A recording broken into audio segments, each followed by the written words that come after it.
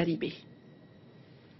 Tehani, 34 ans, est la première Polynésienne à avoir participé au célèbre jeu télévisé de Jean-Luc Reichmann, les 12 coups de midi. Pour elle, c'était la surprise du 1er janvier. Tout n'était pas prévu, c'est la vie, je pense, mais vraiment sur le chemin des gens, des belles opportunités, il suffit de les saisir.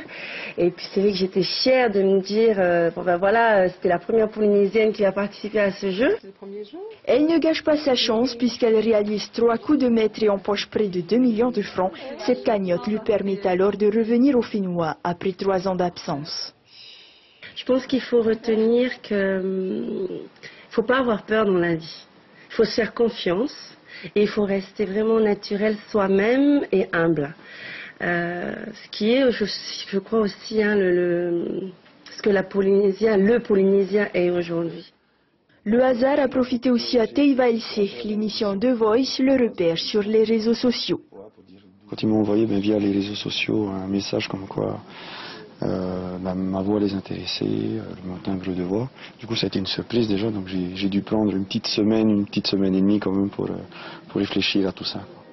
Et pour faire honneur à ses racines, il chante alors une version française tahitienne de l'hymne à l'amour d'Edith Piaf. Le jury reste sans voix.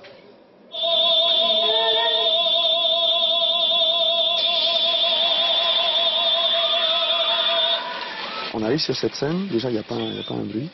Et on voit les 4 fauteuils qui sont retournés. Et psychologiquement c'est difficile parce qu'on doit se mettre dans la tête qu'il faut donner le meilleur. Et en même temps, on espère qu'un des fauteuils se retourne. Et voilà, c'est un combat dans la tête. Il faut se dire non, je suis là pour donner le meilleur, pour chanter. Et en même temps, allez, retournez-vous. Donc, et c'est sûr qu'après, quand tu vois le fauteuil qui se retourne, la délivrance, c'est affolant. 2 jeunes talents qui aujourd'hui ont fait parler de la Polynésie et deviennent ainsi la fierté du Fénois.